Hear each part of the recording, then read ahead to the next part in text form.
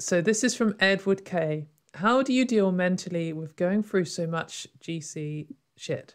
Does it affect your mental health at all? Do you want to go first? Actually, you did last answer, so I'll go first. Sorry. Yes, it does sometimes affect my mental health. I think I'm quite good at it. I'm naturally quite good at just ignoring people who have stupid ideas. I guess I've gone into this a few times on like various videos, but I've basically managed to get myself to the point where when someone comes at me for being trans and like tries to invalidate who I am as a person, I kind of treat it as if they're kind of coming at me and telling me like, oh, you don't have blue eyes, like you're disgusting for having blue eyes. People with blue eyes are insane. Like, it's just, I know that they're stupid. Even if I was in a room with 1,000 people and they all were saying that people with blue eyes are perverts, I would just know that's not true because it's just stupid. And for sure, when you hear enough people saying something, you can get to doubt it. And it is worth investing new claims when you come across new claims. But once you've done your kind of skeptical investigating, which I did do with the gender critical movement quite thoroughly, you can get to the point where rationally you can sort of dismiss people who are being horrible to you as like idiots. It's a good mindset to get into, and I think it's taken a lot of practice and a lot of working towards, and I think I only really got there in the last year. So like to early transitioners, like you can get there, but it takes a long time. But yeah, sometimes it does get to me. Usually the things that break me are when some serious thing happens, like what the Kirabel case, like I can have weeks and weeks of gender critical people telling me that I'm a pervert and that I deserve to die and I don't deserve to have any rights and stuff, and I can kind of back them off because they're not really doing anything, they're just shit people and they're wrong. But then when they have this big win and they're all in my mentions saying like we're going to report parents who are trying to help their trans kids to the authorities, and I'm so glad they've taken away this healthcare from these children, it's just too much. It was just too much for me, and there's no kind of mental defense that I can have for that, I think. And sometimes you just need to take a break. But yeah, sorry, did you want to?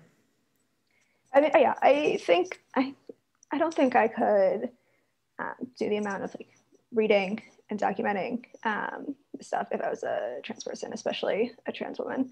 But it is like less personally hurtful to me, which I think is like part of the role that I hope I'm playing here, is being able to read all this material without it being, I mean, it's upsetting, right?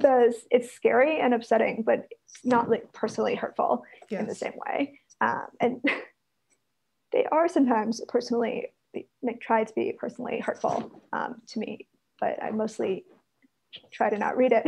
Yeah. And they're not that good at targeting me. I mean, you just see them with the trans women, especially, just kind of cycle through a few things that they think are likely to be hurtful. Yes. And hit people's insecurities.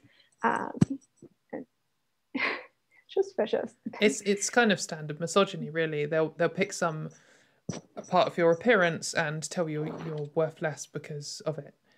There was something I was going to include in TERF Wars yesterday where, like, it's just such a clear example of them doing this and it meaning nothing.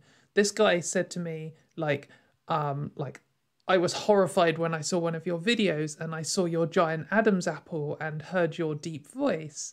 And like, he had obviously just picked these two random things that he knows lots of trans women are worried about, and there are lots of trans women that would affect. Like, there are some things about me that sometimes people say something and it just makes me think. But an Adam's apple, which I don't have and have never had, and I've been very fortunate that I just never grew one, like even in like this kind of. And also, like, sometimes I'm a little bit insecure about my voice, but I'm not insecure about the pitch of my voice. So they both just totally missed. And it just showed that he had just picked them at random. If he had said that to 10 trans women, at least one of them would have reacted and he would have just gone for them. And in a way, it's kind of reassuring, because if there was parts of me which I guess were bad. That's a really bad way of describing it. But if there was something about me which was standing out that I was insecure about, he would have got it. But he didn't. He picked some other random crap. And it's just that's just what misogynists do. They just pick things about women. They'll just say you're fat or something, and 1 in 10 women will be insecure about their weight or whatever, and they'll react. Yeah, sorry, I was really struck kind of at the beginning of my involvement with this, in particular, I was talking to, well, I had gotten exchanges with philosophy faculty, gender critical philosophy faculty, and realizing that I have said I've made very negative assessments of some of this. I'm never talking to them, right? I'm talking to other people about it, but realizing that they thought actively like trying to hurt my feelings was very striking to me. Yeah, isn't it? Yeah. They go out their way to try and hurt you personally rather than take your ideas.